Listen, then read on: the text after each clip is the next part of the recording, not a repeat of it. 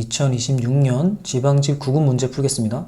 1번부터 20번까지 제가 문제를 어떻게 푸는지 보여드릴게요. 이번에는 해설 없이 문제만 풀겠습니다. 그리고 총평을 해보자면 어려운 문제가 3문제 있었는데 이것도 조금만 생각하면 답을 맞힐 수 있었다. 그리고 기출을 마스터했다면 90점 이상은 충분히 받을 수 있었다고 생각합니다. 저는 한 문제를 틀렸고 그것도 왜 틀렸는지 설명드려 볼게요. 자, 문제 봅시다. 1번, 옳지 않은 것은? 저는 이 문제를 읽지 않습니다. 옳은가 옳지 않은가만 봅니다. 옳지 않은 것은 1번, 주민등록 전입신고의 수리 여부를 심사하는 단계에서 전입신고를 수리함으로써 당해 지방자치단체에 미치는 영향을 고려하여야 한다. 이거 처음 본 선지지만 충분히 틀렸다는 생각 들지 않아요? 주민등록 전입신고는 30일 이상 거주하는지 여부만 보는 거였죠. 하지만 처음 본 선지였기 때문에 2, 3, 4번도 봤다. 2번, 착공신고 반려 행위는 항고소송의 대상이 된다. 맞죠? 다음 3번, 영업신고를 한 당해 건축물이 건축법 소정의 허가를 받지 않은 무허가 건물이라면 적법한 신고를 할 수 없다. 이거 맞죠? 다음 4번, 인허가 의제 효과를 수반하는 건축신고는 수리를 요하는 신고이다. 맞죠? 자, 이렇게 풀 수 있어야 됩니다. 그래서 답은 1번. 다음 2번, 옳은 것은? 대법원은 행정행위의 공정력을 판결의 기판력과 같은 효력으로 본다. 틀렸죠? 공정력이랑 기판력은 다르죠? 다음 2번, 민사소송에 있어서 어느 행정처분의 당연 무효 여부가 선결 문제인 때에는 먼저 행정소송으로 무효 확인 판결을 받아서 공정력을 소멸시킨 후에 민사상 청구를 해야 한다. 이거 틀렸죠? 당연 무효 여부가 선결 문제인 때에는 바로 민사소송으로 청구할 수 있죠. 다음 3번, 과세처분이 당연 무효라고 볼 수 없는 한 과세처분에 취소할 수 있는 위법사유가 있다 하더라도 그것이 적법하게 취소되기 전까지는 민사소송 절차에서 그 과세처분의 효력을 부인할 수 없다. 이게 맞는 얘기죠. 이게 바로 공정력이죠. 이게 바로 공정력에 대한 얘기고 3번이 옳다. 자, 이러면 3번 답 짓고 넘어가야죠. 실제로도 답은 3번이었다. 다음 3번, 옳지 않은 것은? 1번, 명령 규칙이 헌법에 위반되는 여부가 재판의 전제가 되는 경우에는 대법원은 이를 최종적으로 심사할 권한을 가진다. 자, 이거 저는 잘 모르는 선지였어요. 하지만 실제로는 기출에 많이 나왔던 거고 옳은 선지였는데 일단 저는 확실하게 몰랐었다. 다음 2번, 법규 명령의 위임에 근거가 되는 법률에 대하여 위헌 결정이 선고되면 그 위임 규정에 근거하여 제정된 법규 명령도 원칙적으로 효력을 상실한다. 이거 맞죠? 다음 3번, 누구든지 법령의 내용에 의문이 있으면 법령을 소관하는 중앙행정기관의 장에게 법령 해석을 요청할 수 있다. 이것도 모르겠더라고요. 다음 4번, 행정청이 내부 준칙을 제정하여 그에 따라 장기간 일정한 방향으로 행정행위를 함으로써 행정관행이 확립된 경우 그러한 내부 준칙이나 확립된 행정관행을 통한 행정행위에 대해서는 헌법상 평등의 원칙이 적용되지 않는다. 이거는 확실히 틀렸죠. 자, 저는 4번 답 짓고 넘어갔고 실제로 답은 4번이었다. 자, 내부 준칙도 당연히 헌법상 평등의 원칙이 적용됩니다. 기출에 나왔던 거는 비례의 원칙은 모든 국가 작용에 적용된다. 평등의 원칙도 당연히 마찬가지겠죠. 자, 그래서 답은 4번이고 1번, 3번을 잘 몰랐더라도 충분히 답을 찾을 수 있었다. 1번도 옳은 선지, 3번도 옳은 선지였습니다. 다음 4번, 옳지 않은 것은? 1번, 상대방이 있는 행정처분이 고지되지 아니하였다면 상대방이 다른 경로로 행정처분의 내용을 알게 되었더라도 행정처분의 효력을 발생하지 아니한다. 이거 맞죠? 처분은 통지가 돼야 효력이 발생하죠. 다음 2번, 행정청은 처분에 오기나 오산이 있을 때에는 직권으로 또는 신청에 따라 지체 없이 정정하고 그 사실을 당사자에게 통지하여야 한다. 이거는 처음 본 선지였지만 옳다 생각했다. 요거는 상식적이죠. 그리고 다른 기출에서 나왔던 선지였어요. 다음 3번, 존재하지 않는 준공처분을 취소하는 것은 준공처분의 부존재를 확인하는 것에 불과할 뿐이어서 항고소송의 대상이 되는 행정처분이라고 볼 수 없다. 자, 요거는 잘 모르겠더라고요. 그래서 바로 4번으로 넘어갔습니다. 점용료 부과처분의 취소 사유에 해당하는 흠이 있어 흠 있는 부분에 해당하는 점용료를 감액하는 처분의 실질은 종래의 위법한 부분을 제거하는 것으로서 흠의 치유에 해당한다. 자, 이것도 처음 보는 선지지만 전 요게 틀렸다고 생각했어요. 일단 3번, 4번 중에 답은 찍어야 돼요. 그리고 둘 중에서 뭐가 더 틀릴 확률이 높은가 이걸 찾아야 되는데 4번 보면 취소 사유에 해당하는 흠이 있고 그래서 점용료를 감액하는 처분을 했다. 이게 흠의 치유냐? 자, 일단 흠의 치유, 하자의 치유는 절차상 하자만 가능하고 내용상 하자는 불가능해요. 절차상의 하자, 절차상의 흠이 있었다면 절차상 하자를 보완해서 같은 처분을 유지하는 게 맞아요. 내용상 하자가 있다면 이거는 하자의 치유를 할 수 없고 처분을 취소하거나 변경해야 되는 거죠. 자, 문제 풀 때 이렇게 깊게 생각은 못했지만 점용료의 감액이 흠의 치유는 아니다. 이런 확신은 있었어요. 점용료를 감액하는 건 처분의 변경에 해당한다. 흠의 치유가 아니다. 그래서 4번 답을 맞힐 수 있었고 실제로 답은 4번입니다. 그리고 3번은 왜 옳다고 생각했었냐? 문제 풀 때는 3번도 다시 읽었었어요. 자, 어떻게 생각했냐면 존재하지 않는 준공 처분을 취소한 것은 준공 처분의 부존재를 확인하는 것에 불과할 뿐이어서 자, 요거는 잘 이해가 안 됐고 항고소송의 대상이 되는 행정처분이라고 볼 수 없다. 자, 그러면 항고소송의 대상이 되는 처분이라면 어떨까라고 반대로 생각했어요. 자, 그러면 존재하지 않는 준공처분의 취소가 처분이 맞으면 이것에 대해서 취소소송을 제기할 수 있을 거고 그러면 인용 판결을 받는다면 취소가 취소되겠죠. 그러면 존재하지 않는 준공처분이 남게 되잖아요. 이게 맞는가? 근데 아니라는 생각이 들더라고요. 존재하지 않는 준공처분을 얻게 되는 게 이익이라고 볼 수 있냐. 요거는 실질적인 이익이 아니다. 이렇게 생각을 해서 존재하지 않는 준공처분을 취소하는 것은 행정처분이라고 볼 수 없다. 요게 맞다. 이렇게 생각을 했다. 3번, 4번을 비교해서 4번을 답으로 찍은 거예요. 이런 식으로 어려운 문제라도 선지를 2개 정도까지는 줄일 수 있고 그럴 때 그 2개를 조금 더 면밀히 살펴서 답일 확률이 높은 걸 찾아야 된다. 자, 그래서 답은 4번이었다. 다음 5번 옳은 것은 1번 국가를 당사자로 하는 계약에 관한 법률에 근거한 조달 계약에는 사법의 원리가 원칙적으로 적용되지 않는다. 이게 틀렸죠? 국가를 당사자로 하는 계약은 사법상 계약입니다. 요거는 기출에 나왔던 거고 조달 계약, 공공 계약 이런 것들은 사법상 계약이기 때문에 사법의 원리가 원칙적으로 적용되죠. 다음 2번 공기업이 법령 또는 계약에 근거하여 선택적으로 입찰 참가 자격 제한 조치를 할 수 있는 경우 계약 상대방에 대한 입찰 참가 자격 제한 조치가 법령에 근거한 행정처분인지 아니면 계약에 근거한 권리 행사인지는 원칙적으로 의사표시 해석의 문제이다. 자, 이건 모르겠더라고요. 자, 제가 아는 건 입찰 참가 자격 제한 조치가 법령에 근거하면 처분이 맞고 계약에 근거한 거면 처분이 아니다. 이 정도만 알고 있는데 근데 입찰 참가 자격 제한 조치가 법령에 근거한 처분인지 계약에 근거한 권리 행사인지 의사표시 해석의 문제이다. 그러니까 의사표시 해석에 따라 달라진다. 이렇게 얘기하는데 모르겠더라고요. 그래서 물음표 치고 바로 다음 선지를 봤습니다. 3번 국책사업인 한국형 헬기 개발사업. 자, 이거 기출에 나왔었죠? 이 개발사업의 법률 관계는 사법관계에 해당한다. 틀렸죠? 요거 사법관계 아니고 공법관계였죠? 다음 4번 지방자치단체의 조례에 따라 설치 운영하는 교향악단의 단원으로 일정 기간을 정해 위촉받은 사람을 해촉한 행위는 항고소송의 대상이 되는 행정처분에 해당한다. 제가 틀렸죠? 자, 교향악단 단원은 나온 적 없는데 시립합창단, 시립무용단의 경우는 계약기간이 지나서 해촉하는 것이 처분이 아니었다. 처분이 아니고 이것에 대해 다투려면 당사자 소송으로 다투어야 됐었죠. 그러니까 저는 교향악단도 당연히 같을 것이라 생각하고 항고소송의 대상이 되는 처분에 해당한다? 그러니까 틀렸다 생각했다. 자, 그러면 옳은 걸 찾는 거죠. 1번, 3번, 4번이 틀렸으니까 2번을 동그라미 치고 넘어가는 겁니다. 이럴 때는. 실제로 답은 2번이었어요. 제가 문제 풀고 나서 생각해 보니까 여기서 의사표시 해석의 문제, 이게 바로 입찰 참가 자격 제한 조치를 할 때 관련 서류가 딸려올 거고 이 서류의 해석이 바로 법령에 근거한 건지 계약에 근거한 건지 따질 수 있는 거니까 의사표시 해석이라고 쓴 거 아닐까? 이렇게 생각을 했다. 이게 맞겠죠? 말을 어렵게 써서 헷갈리게 됐다. 그래서 답은 2번.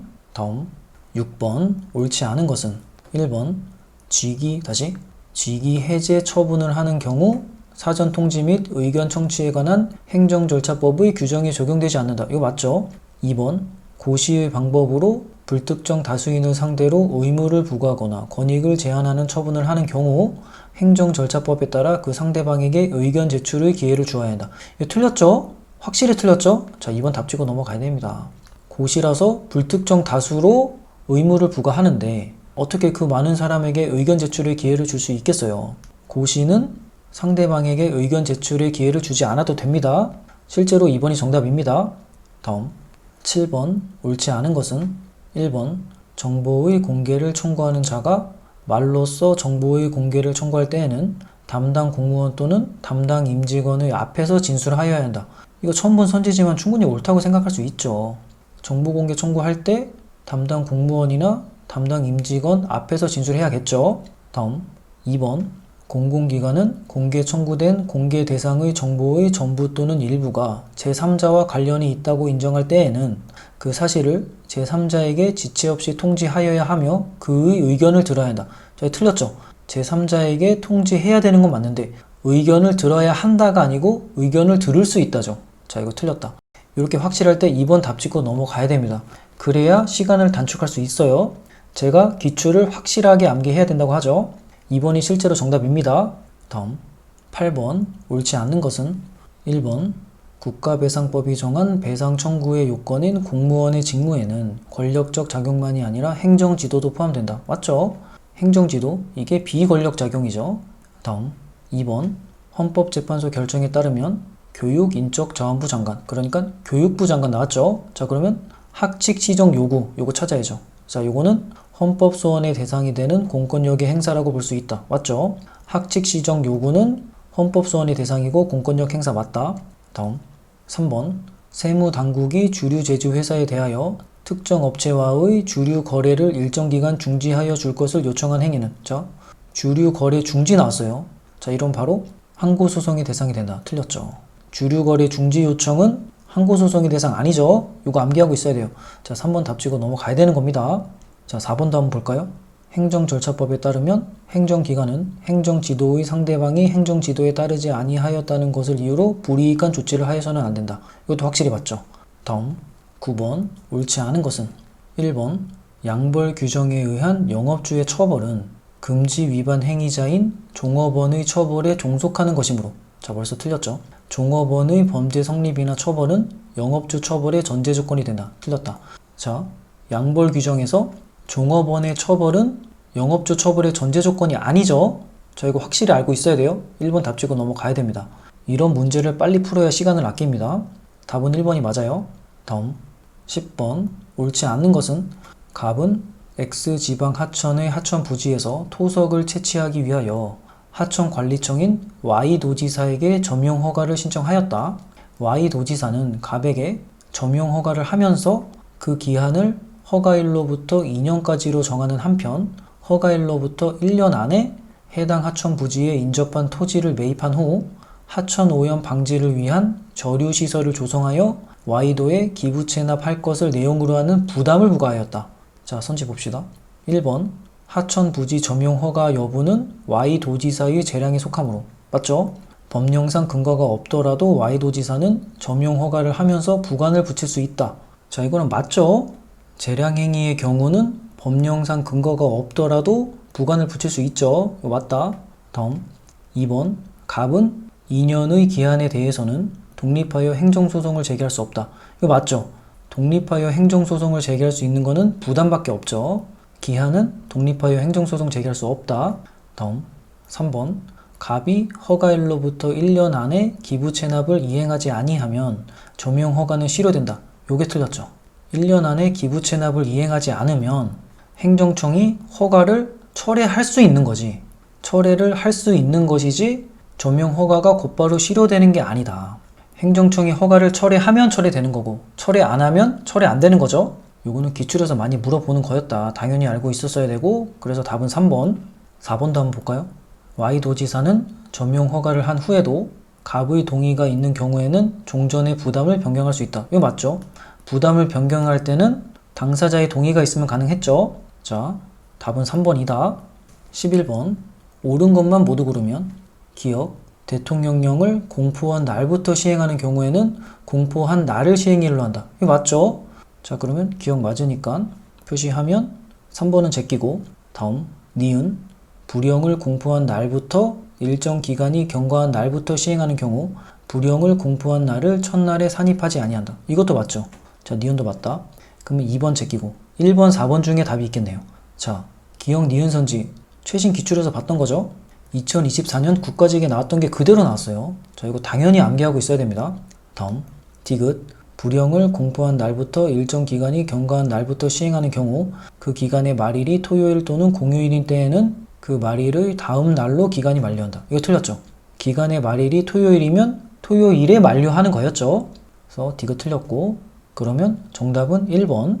다음 12번 옳은 것은 1번 인허가 의제의 취지는 절차 간소화를 위한 것이므로 주된 인허가의 요건만 충족되면 관련 인허가의 요건은 따져볼 필요 없다. 이거 틀렸죠? 주된 인허가의 요건이랑 관련 인허가 요건 모두 따져봐야 되는 거죠. 다음 2번 인허가 의제의 효과는 주된 인허가의 해당 법률에 규정된 관련 인허가에 한정되지 아니한다. 이거 틀렸죠? 주된 인허가의 해당 법률에 규정된 관련 인허가에 한정됩니다. 해당 법률에 규정된 관련 인허가만 인허가 의제 효과가 있는 거예요. 이것도 당연히 알고 있어야 되고 다음 3번 의제된 인허가 중 일부를 취소 또는 철회하면 취소 또는 철회된 인허가를 제외한 나머지 인허가만 의제된 상태가 된다. 자, 이건 잘 모르겠더라고요. 잘 해석이 잘 안 됐었어요. 문제 풀 때. 그럼 바로 4번을 봤죠. 4번 건축 허가를 받으면 농지 전용 허가를 받은 것으로 의제되는 경우에 행정청이 건축 불허가 처분을 하면서 건축 불허가 사유 외에 농지 전용 불허가 사유를 들고 있다면 건축 불허가 처분 외에 농지 전용 불허가 처분이 있는 것으로 의제된다. 이게 틀렸죠. 선지를 길게 써서 내용을 이해하기 어렵게 했지만 무슨 얘기 하는 거예요? 건축 허가가 주된 인허가고 농지 전용 허가가 의제된 인허가죠. 이때 농지 전용 불허가 사유로 건축 불허가 처분이 난 거예요. 이러면 건축 불허가 처분만 존재하는 거지 농지 전용 불허가 처분은 존재하지 않죠? 의제된 인허가에 불허가 처분은 존재하지 않는다. 이것도 기출로 많이 나왔던 거죠. 그래서 얘는 틀린 선지다. 여기서는 농지 전용 불허가 처분이 있는 것으로 의제된다. 그러니까 틀렸죠. 의제된다는 간주한다, 뭐뭐가 있는 걸로 본다 이런 뜻이죠. 그래서 옳은 것을 찾는 거니까 1번, 3번, 4번이 틀렸으니까 3번을 답 짓고 넘어가야죠. 자, 실제로 문제 풀 때는 3번을 자세하게 읽고 풀으면 안 돼요. 1번, 3번, 4번이 확실하게 X니까 3번 답 짓고 넘어가야 됩니다. 내용을 한번 보면 의제된 인허가 중 일부를 취소 또는 철회하면 취소 또는 철회된 인허가를 제외한 나머지 인허가만 의제된 상태가 된다. 자, 이게 무슨 말이냐? A가 주된 인허가고 B, C, D가 의제된 인허가다. 근데 그 중에서 B만 취소됐단 말이에요. 그러면 C, D의 인허가는 아직 의제된 상태인 거죠? 이게 맞죠? 이 얘기를 3번 선지에서 하는 거다. 다음 13번 옳은 것만 모두 고르면 기업, 병역 의무 기피자의 인적사항 등을 인터넷 홈페이지에 게시하는 등의 방법으로 공개한 경우 병무청장의 공개 결정을 항고소송의 대상이 되는 행정처분으로 보아야 한다. 이거 맞죠? 이거 최신 기출로 나온 거죠? 그러면 기억이 오르니까 2번은 제끼고 니은 봅시다. 국세징수법상 압류재산을 공매할 때 체납자에게 공매 통지를 하도록 하는 것은 체납자에게 공매 사실을 알려주는 것에 불과하므로 공매 통지는 공매의 절차적 요건이 아니다. 이거 틀렸죠? 공매 통지는 절차적 요건이 맞죠? 자, 그럼 니은 제끼고 그러면 3번은 답이 아니고 1번, 4번 중에 답이 있겠네요. 디귿 봅시다. 행정청이 행정대집행법상 대집행 계고를 함에 있어서 의무자 스스로 이행하지 아니하는 경우에 대집행할 행위의 내용 및 범위는 반드시 대집행 계고서에 의하여서만 특정되어야 하는 것이지 계고 처분 전후에 송달된 문서나 그 밖의 사정을 고려할 것은 아니다. 자, 이거 확실히 틀렸죠? 디귿 틀렸으니까 답은 1번. 요거는 리을 볼 필요도 없이 1번 답 찍고 넘어가야 됩니다. 디귿 보면 대집행할 행위의 내용 및 범위는 반드시 대집행 계고서에 의하여서만 특정되어야 하는 것이 아니고 계고 처분 전후에 송달된 문서로도 가능하다. 그래서 얘는 틀린 선지죠.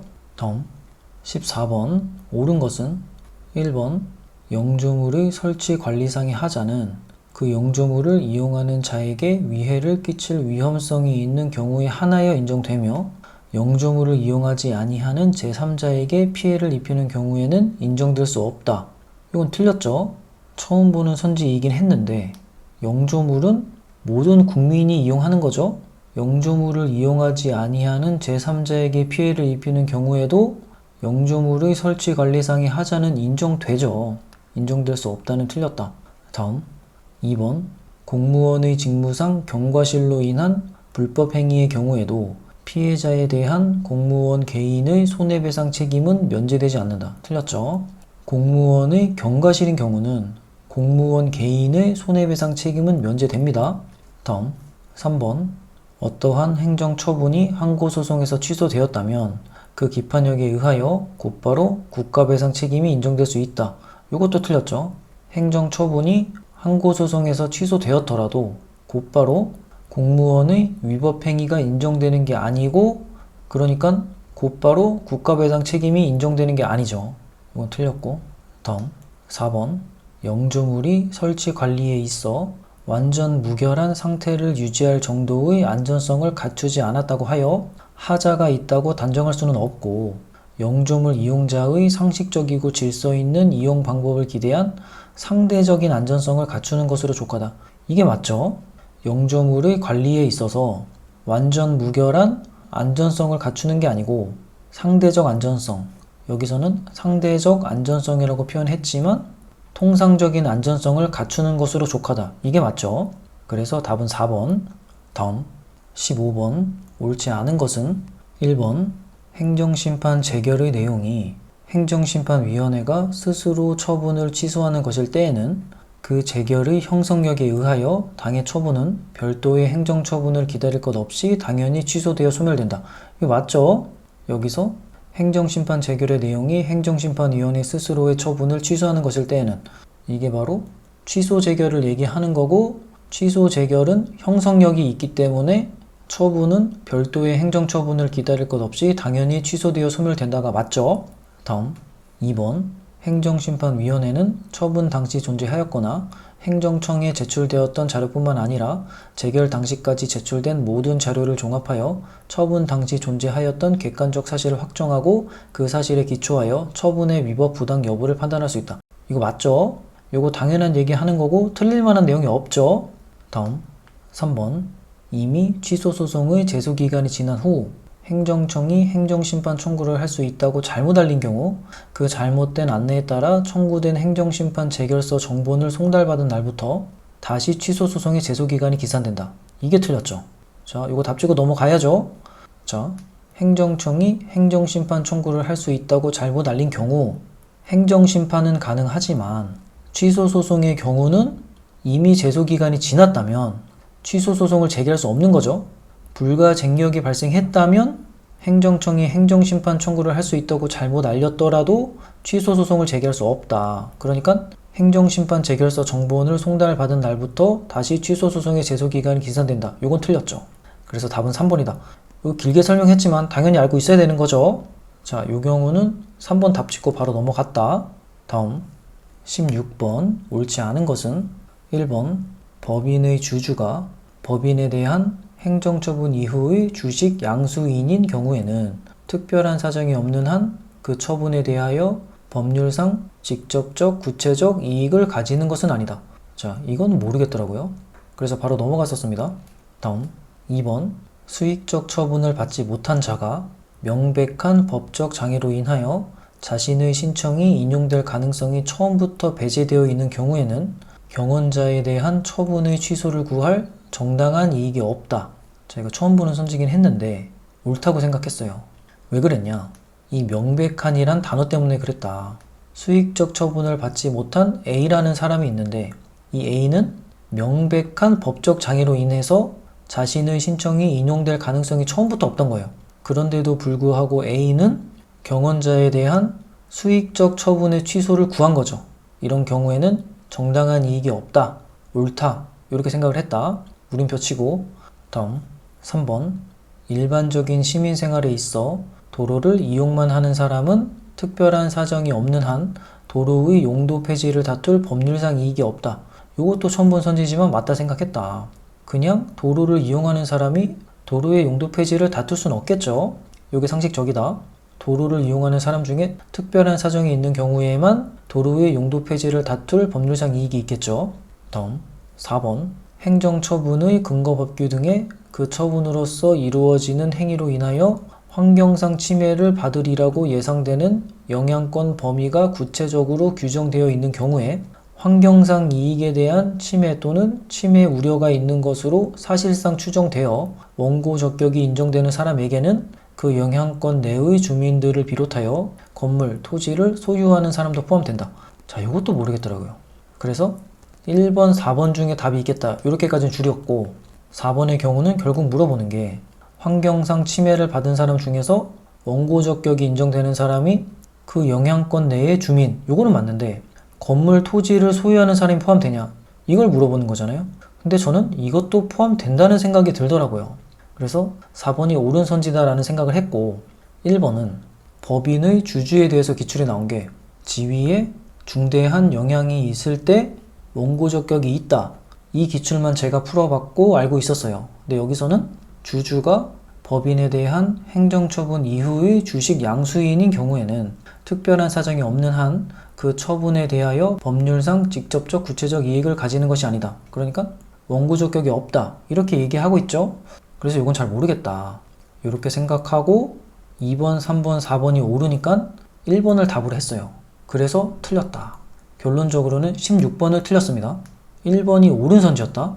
그러니까 쉽게 생각하면 주주의 경우에 지위에 중대한 영향이 있으면, 그러니까 법인에 대한 행정처분이 주주 지위에 중대한 영향이 있을 때는 원고 적격이 있지만 특별한 사정이 없는 경우에는 원고 적격이 없는 거예요. 이렇게 이해하면 되는 거였어요. 이걸 몰라서 틀렸다. 그래서 특별한 사정이 없는 한 그 처분에 대하여 법률상 직접적 구체적 이익을 가지는 것은 아니다. 그러니까 맞는 거였죠. 그러면 4번이 정답이고 4번이 틀렸다는 건데, 보면 환경상 침해를 받았을 때 그 영향권 내의 주민들은 당연히 원고 적격이 있고 건물, 토지를 소유하는 사람은 원고 적격이 없다는 거예요. 이건 나왔으니까 이제 암기해야겠죠. 그래서 4번이 틀린 선지였다. 또 지금 생각해보면 건물과 토지를 소유만 하고 있는 사람은 환경상 침해를 받지 않죠. 이렇게 생각하면 또 원고 적격이 없다는 게 이해가 되고, 제가 문제를 처음 풀 때는 어쨌든 건물과 토지에 영향을 주니까 이 사람들도 원고 적격이 있겠지 이렇게 생각을 했었어요. 어쨌든 틀렸지만 정답의 범위를 1번과 4번으로 좁혔고 그 중에서 틀릴 확률이 높은 걸 고른 거죠. 이렇게 해서 틀리는 건 어쩔 수 없다. 이런 식으로 문제를 풀어야 됩니다. 그래서 답은 4번. 17번 옳지 않은 것은 1번 상위 법령에서 세부사항 등을 시행규칙으로 정하도록 위임하였음에도 이를 고시로 정하였다면 대외적 구속력을 가지는 법규 명령으로서의 효력이 인정될 수 없다. 이거 맞죠? 이거 자주 나오는 거죠? 시행규칙으로 정하도록 위임했는데 고시로 정했다는 것은 행정규칙으로 정했다는 거고, 시행규칙이 상위 법령이고 행정규칙이 하위 법령이죠. 상위 법령으로 정하라고 했는데 하위 법령으로 정하면 그건 효력이 인정될 수 없는 게 맞다. 다음 2번 행정청이 불특정 다수인을 상대로 고시에 의하여 행정처분을 하는 경우 그 행정처분에 대한 취소소송은 고시가 있었다는 사실을 현실적으로 안 날로부터 90일 이내에 제기하여야 한다. 이 틀렸죠? 이거 확실히 틀렸기 때문에 2번 답 찍고 넘어가야 됩니다. 이런 거를 3번, 4번 보면 안 돼요. 자, 고시의 경우는 고시가 있었다는 사실을 현실적으로 안 날이 아니고 고시의 효력 발생일로부터 90일 이내에 소송을 제기해야 되는 거죠. 이 효력 발생일이 처분이 있음을 안 날로 보는 거죠. 요거는 자주 기출로 나왔던 거고 2번이 정답이다. 다음 18번 옳지 않은 것은 1번 여러 처분 사유에 관하여 하나의 제재 처분을 하였을 때 그중 일부가 적법하지 않더라도 나머지 처분 사유들만으로 그 처분의 정당성이 인정되는 경우에는 그 처분을 위법하다고 보아 취소하여서는 아니 된다. 이거 맞죠? 이거 최신 기출에 나온 거죠? 다음 2번 행정청이 여러 개의 위반 행위에 대하여 하나의 제재 처분을 하였으나 위반 행위별로 제재 처분의 내용을 구분하는 것이 가능하고 여러 개의 위반 행위 중 일부의 위반 행위에 대한 제재 처분 부분만이 위법하다면 법원은 그 제재 처분 중 위법성이 인정되는 부분만 취소하여야 하고 그 제재 처분 전부를 취소하여서는 아니 된다. 이것도 맞죠? 이것도 똑같이 나왔던 거고. 다음 3번 행정기본법에 따르면 행정청이 재량이 있는 제재 처분을 할 때 고려하여야 하는 사항에는 위반 행위의 동기, 목적, 방법은 물론 위반 행위의 결과와 위반 행위의 횟수도 포함된다. 제가 처음 보는 선지긴 하지만 이것도 옳다고 생각했어요. 자, 왜냐면 최신 기출로 나왔던 것 중에 과태료 부과 시 고려해야 될 사항에는 웬만한 것들 모두 가능했다. 웬만한 것들을 모두 고려해야 됐었다. 그러니까 제재 처분의 경우도 마찬가지일 거라 생각했다. 일단 동그라미 물음표 치고 넘어갑니다. 다음 4번 행정기본법에 따르면 행정청은 다른 법률의 규정에도 불구하고 법령 등의 위반 행위가 종료된 날부터 5년이 지나면 해당 위반 행위에 대하여 제재 처분을 할 수 없다. 자, 이게 틀렸죠. 자, 어디가 틀렸어요? 찾기 조금 어려운데 다른 법률의 규정에도 불구하고 요게 틀렸죠. 다른 법률에 다른 기간을 규정했으면 만약에 3년이라고 규정했으면 3년을 따라야 되는 거죠. 여기서는 다른 법률의 규정에도 불구하고 법령 등의 위반 행위가 종료된 날부터 5년이 지나면 해당 위반 행위에 대하여 제재 처분할 수 없다. 그러니까 틀렸다. 자, 그래서 저는 4번을 답을 찍고 넘어갔고 실제로 정답은 4번입니다. 자, 3번을 확실하게 알진 못했지만 충분히 답 찾을 수 있었다. 다음 19번 옳지 않은 것은 1번 학교폭력 관련 처분에 대한 집행정지 결정에 따라 그 효력이 정지되어 처분이 없는 상태가 되면 행정청은 그 즉시 학교생활기록부에 기재된 학교폭력 관련 조치사항을 삭제하여야 한다. 자, 이건 모르겠더라고요. 물음표 치고 바로 넘어갔다. 다음 2번 본안인 취소소송의 대상이 아닌 처분에 대하여 그 취소소송을 본안으로 하여 집행 등의 정지를 신청할 수는 없다. 자, 이거 맞죠? 자, 집행정지를 신청하려면 소송이 진행 중이어야 하는데 선지에서 본안인 취소소송의 대상이 아닌 처분에 대해서 그러니까 이 처분은 소송 진행 중이 아니라는 거죠. 현재 이렇게 소송 진행 중이 아닌 처분을 취소소송 본안으로 들여와서 집행정지를 신청하려고 한다. 이럴 때 집행정지를 신청할 수는 없다. 그러니까 맞는 선지죠. 신청할 수 없는 겁니다. 소송이 진행 중인 처분에 대해서만 집행정지를 신청할 수 있다. 다음 3번 본안 소송에서의 처분의 취소 가능성과 무관하게 처분의 효력 정지 여부를 결정하는 것은 제도의 취지에 반하므로 적극적 요건을 결여하였다는 이유로 효력 정지 신청을 기각한 결정에 대하여 그 행정처분 자체의 적법 여부를 불복 사유로 삼을 수 있다. 제가 모르겠더라고요. 사실 처음에 문제 풀 때는 해석이 안 됐다. 그래서 바로 넘어갔다. 다음 4번 집행정지 여부를 결정함에 있어서는 신청인의 손해뿐만 아니라 공공복리에 미칠 영향을 아울러 고려하여야 한다. 이거 확실히 맞죠? 자, 그러면 옳지 않는 거 찾는 거니까 2번과 4번은 답이 아니죠. 1번과 3번 중에 답이 있다. 그래서 저는 1번과 3번을 다시 읽어봤다. 그런데 1번은 다시 읽어도 모르겠더라고요. 학교폭력 관련 처분에 대해서 집행정지 결정이 나면 그 즉시 학교생활기록부에 기재된 내용을 삭제해야 되냐 모르겠더라. 그래서 3번을 읽고 답을 찾았다. 3번 보면 본안 소송에서의 처분의 취소 가능성과 무관하게 처분의 효력 정지 여부를 결정하는 것은 제도의 취지에 반하지 않죠. 찬찬히 읽어보니까 이해가 되더라고요. 처분의 효력 정지 여부를 결정하는 게 뭐예요? 처분의 상대방에게 회복하기 어려운 손해가 있냐 없냐 이걸로 따지는 거지. 처분의 취소 가능성과는 무관하죠. 처분의 취소 가능성은 효력 정지 여부를 결정하는데 아무런 영향을 주지 못한다. 그런데 선지에서는 처분의 취소 가능성과 무관하게 처분의 효력 정지 여부를 결정하는 것은 제도의 취지에 반한다. 그랬으니까 틀렸죠. 그리고 뒤에도 같은 말을 합니다. 적극적 요건을 결여하였다는 이유로 효력 정지 신청을 기각한 결정에 대하여 그 행정처분 자체의 적법 여부를 불복 사유로 삼을 수 있다. 자, 이것도 틀렸죠. 무슨 말이냐? 효력 정지 기각 결정을 받고 여기에 대해 불복하고 싶은데 어떻게 불복하냐? 행정처분 자체의 적법 여부를 불복 사유로 해서 다투고 싶다. 이거는 틀렸죠? 행정처분 자체의 적법 여부는 효력 정지를 결정하는데 아무런 영향을 주지 못합니다. 그러니까 당연히 불복 사유도 될 수 없고, 효력 정지 여부를 결정하는 것은 회복하기 어려운 손해가 있냐 없냐, 그러니까 적극적 요건을 갖추었냐 아니냐, 이걸로 따지는 거지. 행정처분 자체의 적법 여부를 불복 사유로 삼을 수 있다. 틀렸죠. 그러니까 쉽게 얘기하면 행정처분 자체가 위법하니까 효력 정지해달라, 이렇게 얘기하는 건데 이거 틀렸다. 자, 그래서 찬찬히 읽은 다음에 3번을 답으로 찍을 수 있었고, 실제로 답은 3번입니다. 자, 그러면 1번이 옳은 선지라는 거죠. 학교폭력 관련 처분에 대한 집행정지 결정이 나면 그 즉시 학교생활 기록부에 기재된 학교폭력 관련 조치사항을 삭제해야 하는 거죠. 자, 이거 나왔으니까 암기하면 되죠. 그래서 답은 3번. 20번 옳지 않은 것은 1번 공익사업 시행지구 밖의 영업손실은 그 영업자가 그 내용을 구체적으로 특정하여 주장하지 아니하면 사업 시행자로서는 영업손실보상금 지급 의무의 존부와 범위를 구체적으로 알기 어려운 특성이 있다. 자, 이거 당연히 처음 본 선지죠. 그렇지만 충분히 옳다고 생각할 수 있죠. 자, 틀릴 만한 내용이 없어요. 요런 거를 틀렸다고 하면 안 된다. 20번 같은 문제가 처음 보는 문제고 요런 거를 맞힐 수 있어야 돼요. 자, 1번은 공익사업 시행지구 밖의 영업손실은 영업자가 구체적으로 특정하여 주장하지 않으면 사업 시행자는 존부와 범위를 구체적으로 알기 어렵다. 이건 상식적으로 옳다 생각하고 넘어갔어요.